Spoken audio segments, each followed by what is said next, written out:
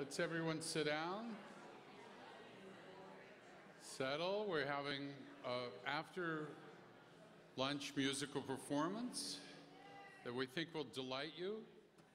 So when I first started talking about the intersection of art and technology, my colleague Taj Frazier, who teaches at the Annenberg School, said, I have a cool idea. Why don't we get DJ Spooky to come and give a performance? So I want to introduce Taj, who will then introduce our guest of honor.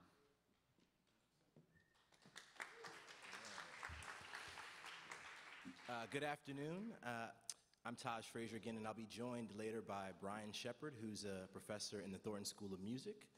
As John was explaining, the final overarching theme of the Innovation Summit is cross-disciplinary and multi-sector collaboration. We were having a conversation, as he explained, about how to bring these themes to the fore for the end of the conference. And in our conversation, we thought about what would it be like to create a soundscape and visual experience of electronic music, live music, and digital media. I think we're all in for a treat.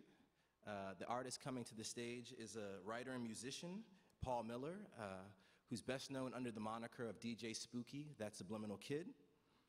He's recorded music with a variety of artists ranging from Chuck D, Saul Williams, Yoko Ono, and Thurston Moore of Sonic Youth. He's also the editor of Sound Unbound and the author of 2 books, Rhythm Science and Book of Ice, which was recently published last year, and I'm sure he'll give some information and background on the work. He's also presented his art in a number of institutions and has an iPad application which actually has millions of followers, which I hope he'll speak to also. This multimedia performance that he's going to perform is amazing, and I look forward to hearing and seeing your reactions to it. He's accompanied by Stella Cho and Sakura Tsai. One newspaper referred to him as a revved up Renaissance man of the digital age. Here is Paul Miller, DJ Spooky.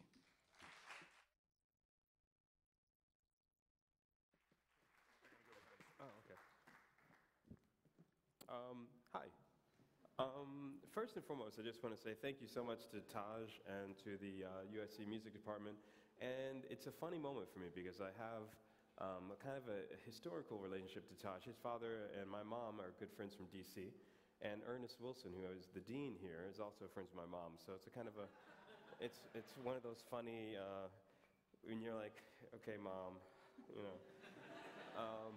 So when Taj got in touch with me, it's one of those mom connections again. One of the first things that he had mentioned was that my mom, he had said I had heard about Paul, and she said, immediately emailed me, emailed my manager, emailed everybody. And said, okay, we've got to hook this up. So thank you, Taj, for having me, and I appreciate it. And I'll say thanks to my mom as well. Next to me, we have a wonderful ensemble from USC, and one of the things that I want to do today is kind of update some of the issues I think are driving digital media in the 21st century, which is first and foremost, we're somehow using the ideas and tools of the past to describe the current and actually near future conditions of how technology is influencing the imagination. So if I can get the video up from the iPad, there we go. In the last couple of years, the iPad has only been out about 2 years now, and according to Apple, there's been over 25 billion apps downloaded in the last 2 years. So if you do the math on that and think about the sheer rate of software that people are interacting with on a daily level, the idea of the tool that software represents and the dematerialization of almost every aspect of every kind of tool, there's an app for that, is the phrase. We're looking at a revolution in how people are thinking about democratizing the creative act. So what I'm going to do today is walk you guys through some of my current projects and hopefully sort of extract some of the historical materials that go into that to get you into this notion of how sampling has become a global vocabulary. So when I say sampling, one of the first things that comes to mind is this idea of the fragment. When you think about the 21st century, we're all editors. We're all pulling bits and pieces and trying to give them a sequence, trying to create a collage, and above all, living in a way that many of our ancestors would have felt is almost well-nigh impossible. So Your average American household consumes hundreds and hundreds of gigabytes every couple days of data. And if you think about the near future, there's terms like yottabytes, exabytes, huge volumes of data that are being consumed by your average American, let alone other people in the developed world. So, as an artist, this really interests me. And one of the first things that comes to mind when you start thinking about data aesthetics is how do we manage information overload? Because that's what I think the 21st century is kind of a collision of. So what I want to do is show you guys one of my favorite video clips that kind of highlights this. And it's a sampling piece that's based loosely. I'm walking you guys through this because I enjoy the idea of the open hard drive. So say, for example, if we're going to talk about a remix, right? This is, you know, what happens is you play with the familiar and you pull people further and further out. So at the beginning of the 20th century, the psychologist Sigmund Freud, or some people would debate how you would describe his specific kind of creative process, but psychoanalytics, psychology, aesthetics. So the uncanny, it's a German term that simply means unheimlich, pulling people out of their familiar context. So a sample is something where you play with the familiar, somehow reconfigure a playful sense of irreverence about context versus content. And as we move further and further into the 21st century, this idea of the uncanny, of the relationship between the human and the inanimate, the imagination that's been untethered from the body, those are things that really come to mind. When I was first starting out, I was a writer and artist. I used to write for the Village Voice, Art Forum, Rolling Stone, Spin, lots of other magazines and so on. But what was closest to my heart was this idea that DJ culture had somehow responded to the call of collage as a kind of a natural extension of the 21st century imagination. So what you're going to see here coming up is a bit of what I like to call data aesthetics. I took a studio to Antarctica a little while ago and did a series of projects what I call acoustic portraits of ice. Now, what you're seeing here is the data of the weather patterns and temperature differentials when I was in Antarctica. And what I ended up doing was doing these weather graphs and algorithmic music transcriptions, creating a data set. Now, a data set is another form of a sample. So if you think about when you take the census, for example, the census essentially is just sampling the population. So what I ended up doing was creating a kind of a series of algorithmic transcriptions, transposing those into music tones, figuring out how those kinds of compositions would reflect sort of the dematerialization of a voyage, much in the same way that earlier in the 19th century you could see the German expressionists trying to figure out the idea of nature. But for us, nature and nurture, artificial and art have all blurred. The difference between art and artifice in the 21st century is about memory. So what I'm going to do today is kind of pull you into some of the aesthetic transformations that I think are really important as an artist to engage. And first and foremost, I want to just kind of point out one of my favorite kind of conceptualists of this is a gentleman by the name of Méliès. What you're going to see here is one of the first collage films that he made in 1901. And it's called One Man Band. It's just 1 minute and you'll get the idea. And then we'll jump into the actual rest of the piece. En 1900, il y a donc presque 100 ans, Méliès représente ce qu'il était réellement dans la vie, un homme orchestre.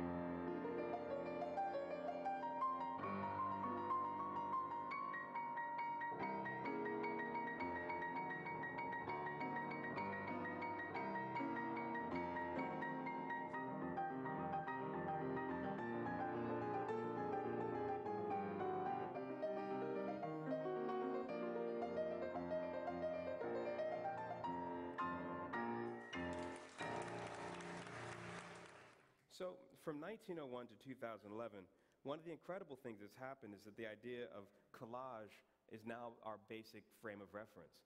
When he made that, you got to remember, Méliès was a magician who wanted to apply magic technique to film. And now one of my favorite writers is a gentleman by the name of Arthur C. Clarke, where he simply says, any sufficiently advanced technology is the equivalent of magic.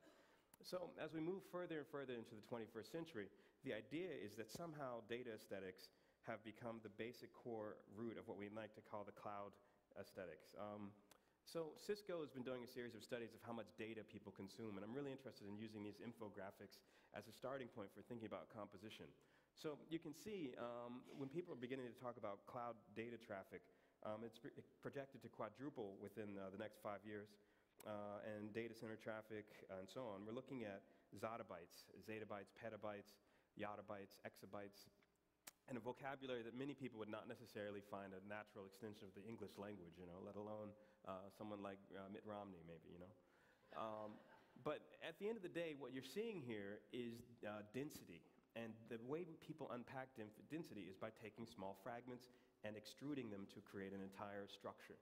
So what I'm going to do today is pull you a little bit further into that and just get you starting to think about this gentleman here, Thomas Edison. Last week, I was in Belgrade, and I had the honor to visit Nikola Tesla's museum. Now, the 20th century could be argued was a debate or kind of a really vicious debate between Edison and Tesla.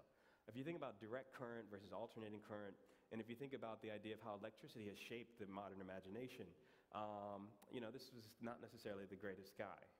But he also invented the electric chair, which I'm sure is the prison industrial complex, and he also invented, let's see what else, light bulbs, these kinds of things that we all call every day. But his major invention that I'm going to refer to today is the phonograph. Now, Edison is a really intriguing figure in that as an inventor, he was also a showman. He liked to do things like electrocute elephants, or sort of do what he called the illuminated city, one of the first major ideas of use of electricity in an urban context. But Tesla was smarter and better. But at the end of the day, he was a better showman, so he won. So as we move further into the 21st century, this idea of technology, operating systems, and ideologies become far more part of the creative process. So as an artist, I'm really intrigued with how this debate between operating systems, open and closed, has shaped the modern imagination. So when I went to Antarctica, one of the first things that came to mind was how do we start thinking about this idea of dematerialization, pulling things away from the physical objects that the 20th century's idea of mass production has really generated, this kind of idea of fixed format objects into a realm where dematerialization, reconfiguration, and of course the idea of the remix have become the basic vocabulary of urban youth culture. So I started thinking about ice. And Antarctica holds most of the world's fresh water, something like 70%, and 90% of the continent itself is solid ice that's melting, by the way. If any Republicans in the room, sorry to break the news on that one, but it is melting. So when you start going through this notion of nature versus the American imagination, and going back to this idea of how the 19th century was looking at romantic expressionism, we had people like Walt Whitman, we had Thoreau, we had Emerson, and in Germany, of course, they had all sorts of folks looking at that. But what I want to do is kind of point to how history plays a role in this idea of sampling, because you're only as good as your archive. Now, in 1611, a gentleman by the name of Johannes Kepler was on his way home, and a snowflake landed on his sleeve. He ended up writing one of the first, what they call natural philosophy texts about mathematics and natural systems, called Six Sides of a Snowflake. So what he was fascinated with was how the geometry of ice and snow was actually precisely mathematical. And if you start thinking about the relationship of that kind of geometry, I'll just show you quickly this idea here, because I know time is ticking. So you can easily see, when you look at a snowflake or a piece of ice, this kind of permutation of a hexagon. It's a six-centered piece of material, and if you zoom in, you can easily see the hexagon as what they call a recursive logic or emergent complexity. Now, what's fascinating about that is you're looking at physical form. But for me, tonight, I want to talk about hip-hop. This is a gentleman by the name of Iceberg Slim.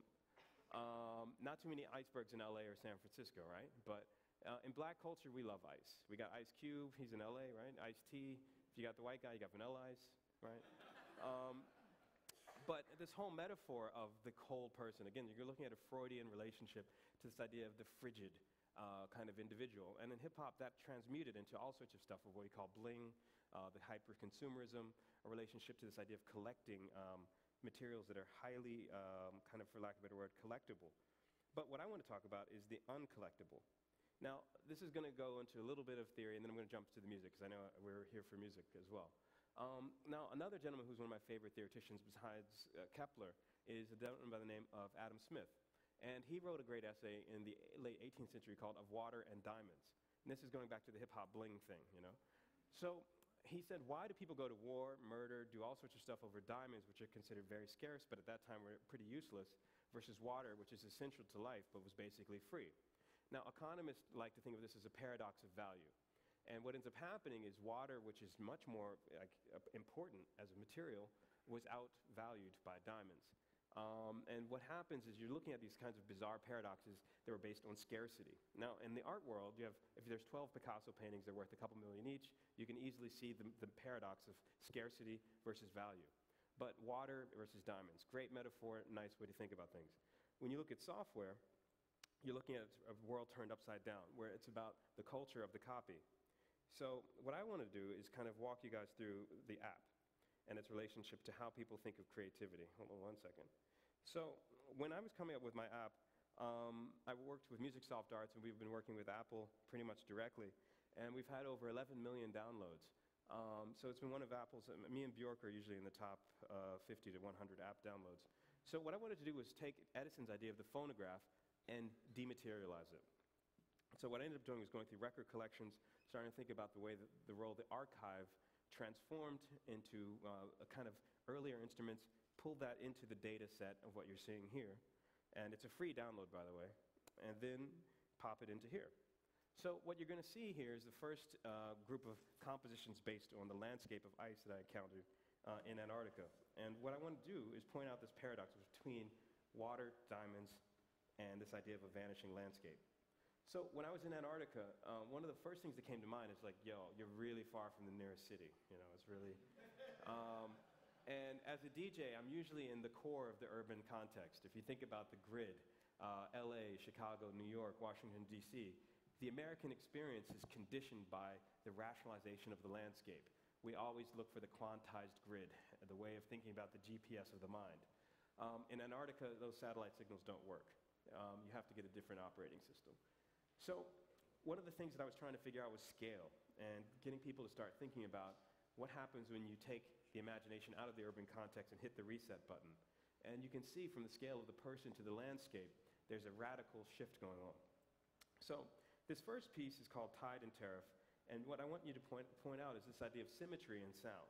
Now, I was showing you the ice crystals and snow landscape earlier, and this is what they call shepherd's tones. You can easily see there's a symmetry in tone structure, ascending, descending, but what you're going to hear now is a hip-hop update of the same thing. And I just wanted to kind of give you guys a little bit of an update of why. All right, so the American imagination, the grid. What I wanted to do was take this idea of editing envelopes, pitches, tones, and then pull that into everything from effects, patterns, layers, loops, and counting the way rhythms impact on the landscape, because the landscape is nothing but essentially patterns and topologies. So what you're going to hear here for the first track for today is a piece called Tide and Tariff, and it was written not as a direct mathematical relationship to the landscape, but as an interpretation. Now, I guess you guys ready? This is the first one, it's Tide and Tariff, and I'm going to do a little bit of video back and forth. So if you're seeing two turntables, essentially what I'm doing is I'll just show you a quick demo just to give you an idea. One second. I'm taking this guy, say for example James Brown, he's one of the most sampled people on earth.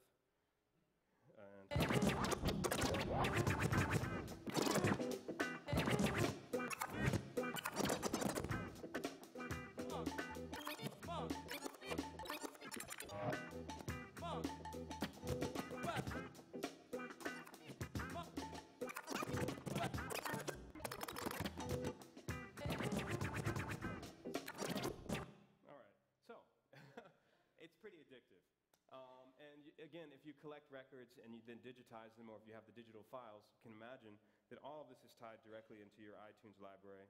And I wanted to kind of get into this idea here that somehow we're looking at how people respond to the role of the archive. Now, the landscape for me in this Antarctic project is the archive. And let's just call those files up really quick. I'm going to assign it to 2 channels. and then we'll just do a live mix of the strings. I'll be sampling and layering some of the material. So you guys ready? All right.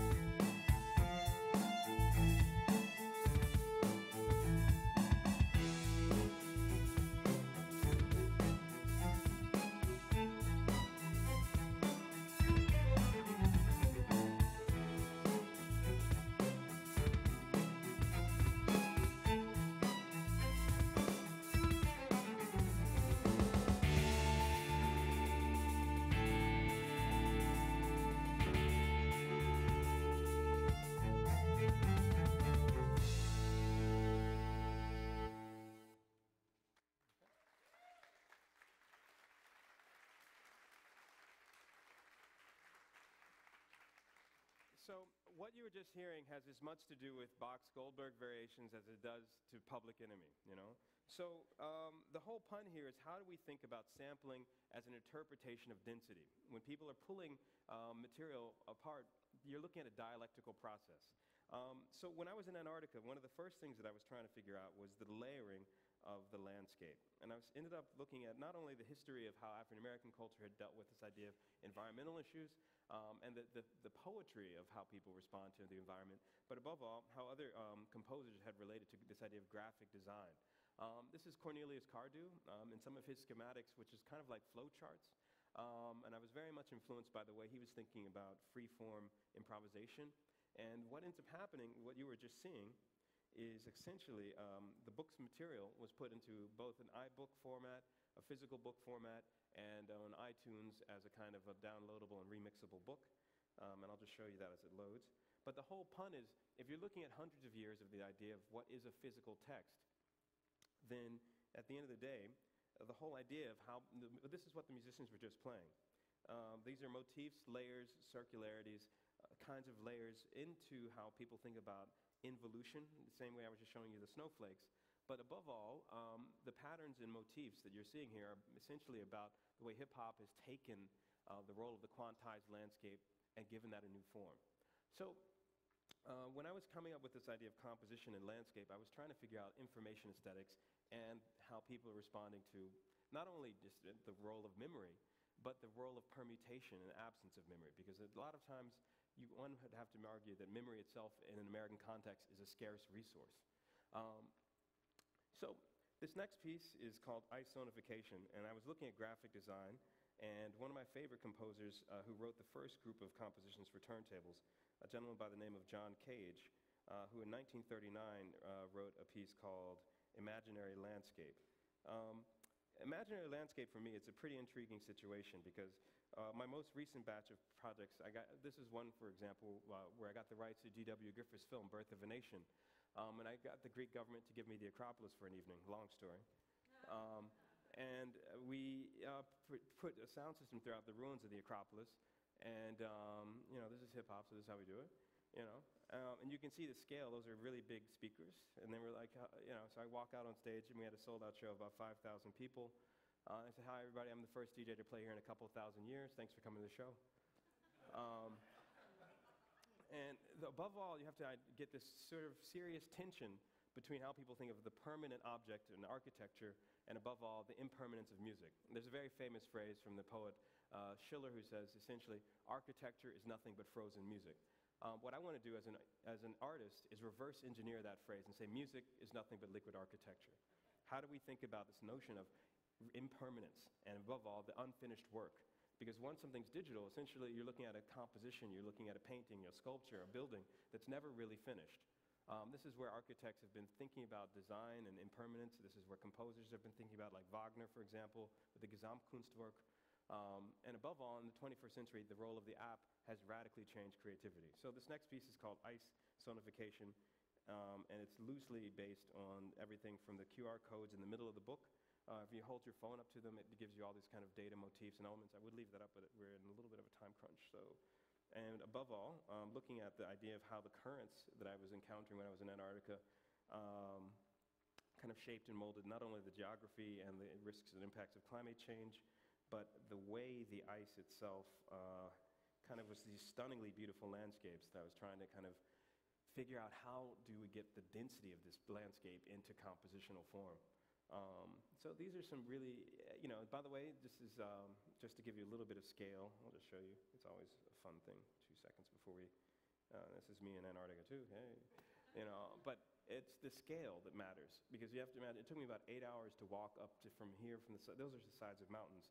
And that's Antarctic summer. It's so cold, if you fall in the water, you die in about 2 minutes. And so when I was going into these kind of huge mountain ranges and ice passes, essentially I carried a studio in a backpack and was trying to kind of record, document, and then edit, and then come back to my studio, which was on this ship view. It's a little bit difficult to see. And then come back with material that would not only generate landscapes, but again, imaginary landscapes, new forms of interpreting the topology of a vanishing place. This next piece is called Isonification. 1 second here. I enjoy the fact that you guys are getting a comb through my hard drive. That's on purpose, by the way. All right, so 1 second. Okay, so ready?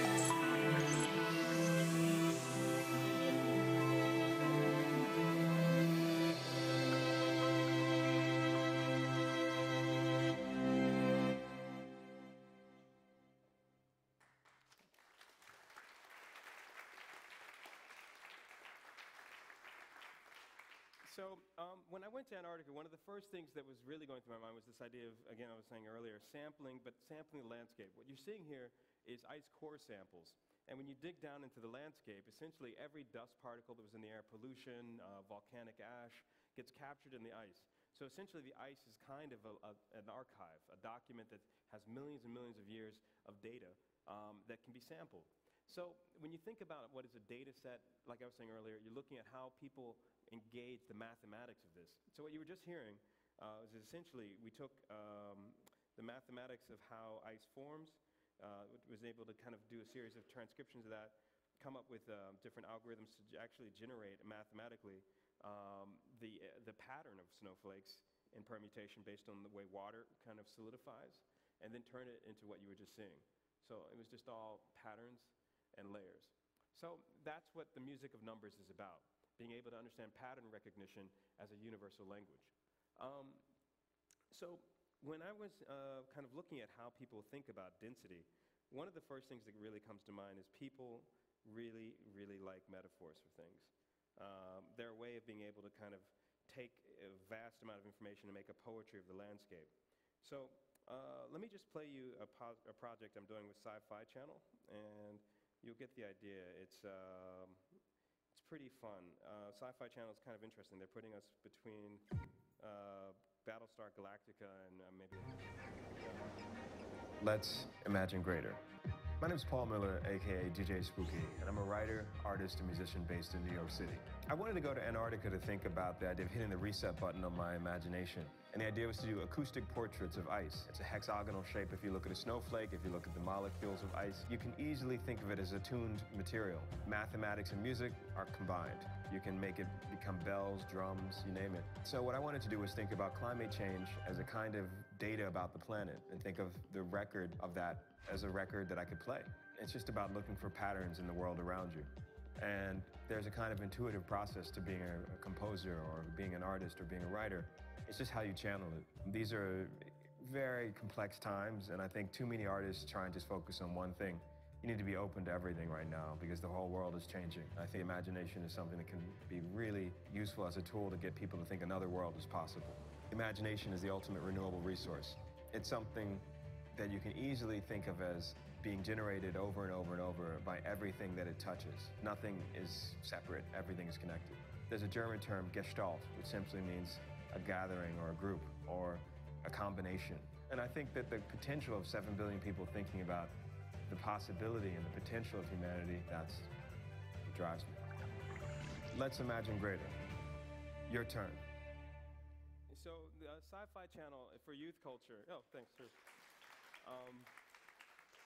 You know, as an artist, you're always put in a gallery or museum, and you got to be able to reach people, you know. So working with the TV station that has stuff like Battlestar Galactica or something, it was kind of a pleasure because a lot of younger kids saw that might not be here today, you know. So how do you reach people outside of the networks that you kind of can get locked into? That's an urgent issue because I think as the world is kind of radically changing, and we've had literally in the last year or so record levels of destruction, crazy storms, really strange weather patterns, there's an urgency to this that is about a kind of pan-humanist aesthetic.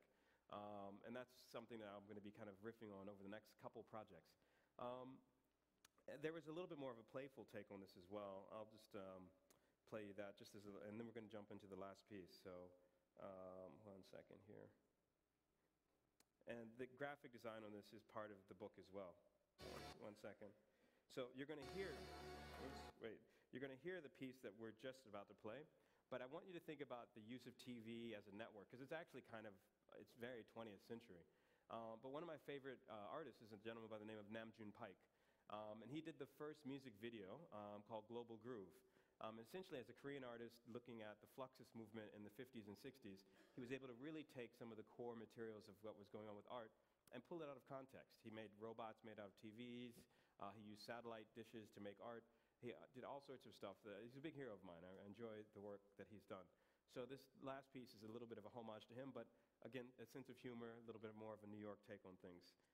And he's downtown New York in the 20th century, and I think I'm downtown New York for the 21st. So we'll hear this and then jump in. Here we go. Let's imagine the things we see every day in nature actually contain secret sounds. DJ And where others heard silence, he heard music. He took the visual patterns of the melting continent and created a living symphony. You've heard that the environment is changing, but you've never heard it like this. DJ Spooky imagined greater. Your turn. Go to let'simagingreater.com. So, a sense of humor, I mean, because how the 21st century is working, these kinds of media, propaganda, you know, I mean, I imagine playing that for Newt Gingrich, I don't know, definitely. But, you know, it's one of those moments where you have to feel, I'll just give you a candid moment. It's like seeing the last several months of these presidential elections, you're just like, what planet are these guys on? I'll leave it at that. So, all right, so this last piece is called Antarctic Flow. There's a video that will go along with it, but normally I just want to kind of give you guys a little bit of a live sampling thing so you get a little bit more of an internal view. So, you ready? All right.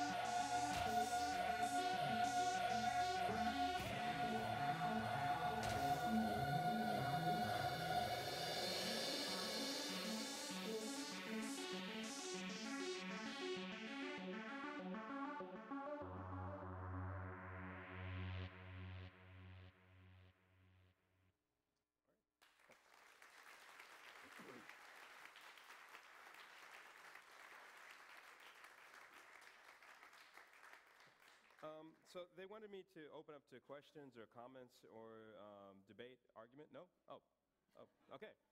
If you have any questions, comments, or debate, you can tweet about it. There you go. All right, thanks.